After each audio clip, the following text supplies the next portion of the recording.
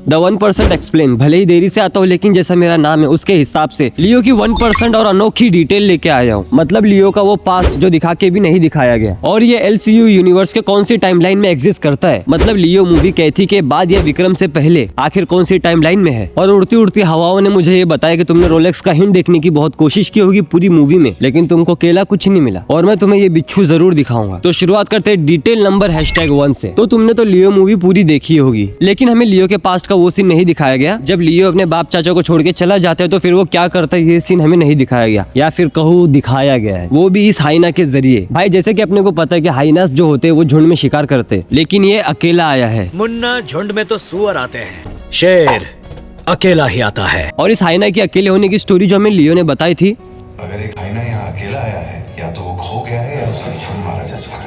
और इस हाइना से मिलती जुलती कुछ कहानी लियो की भी है। मतलब ये भी अपने झुंड से अलग होने के बाद और भी ज्यादा खूंखार हो गया होगा बदले की भावना में। और जैसे इस हाइना को शांत करने के लिए इस डांट का इस्तेमाल किया गया, और कुछ समय के बाद यह हाइना जो है फ्रेंडली नेचर का भी हो जाता है। और लियो जब अपने झुंड से अलग हो गया होगा तो इसे शांत करने के लिए आई थी ये लड़की, और इस लड़की वाले डांट के लगने के बाद लियो इतना ज्यादा शांत हो गया कि इसने शांति शांति में 2 बच्चे भी पैदा कर लिया और अच्छा खासा परिवार बसा लिया। तो ये थी इस हाइना के जरिए लियो की ओरिजिन। #2। तो अब बात करते हैं इसकी समय रेखा यानी कि टाइमलाइन की। आखिर ये कहानी कौन सी टाइमलाइन में एग्जिस्ट करती है। तो इसकी टाइमलाइन की हिंट मिलती है तुम्हारे भाई को इसके इस फोटो से। यहाँ पर लियो की डेट ऑफ बर्थ और डेट ऑफ डेथ दोनों लिखी हुई है, और इसकी मौत के झूठे नाटक के बाद ये कितने समय से गायब है ये चीज हमें एंटोनी दास बताता है।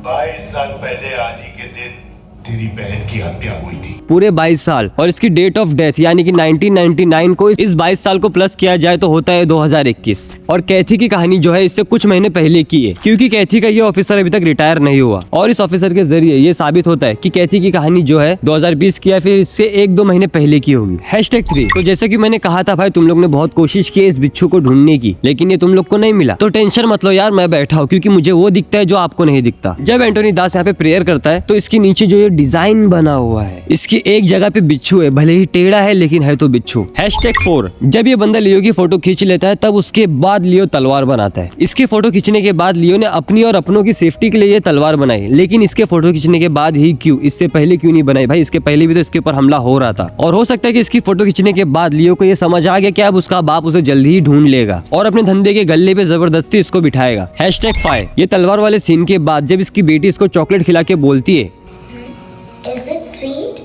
Bloody sweet. और इसके इस ब्लडी स्वीट बोलने के बाद हमें ये कॉइन दिखता है, मतलब वैसा ही जैसे प्रोमो में दिखा था। और इससे ये पता चलता है कि इस कॉइन के बाद से शुरू होगी लियो की कहानी, पार्थिवन की पाठशाला खत्म। #6। तो अगर तुम भी मेरी तरह लियो के बिग फैन बन चुके हो तो तुमने इसका ऑर्डिनरी पर्सन सॉन्ग सुना होगा, और इस सॉन्ग की एक लाइन जो है लियो के ऊपर ही लिखी गई है। My life is in this मेरी जिंदगी इस शहर में है and I ain't going down. और मैं नीचे नहीं जा रहा हूँ। Think that I am crazy, but I don't want the crown.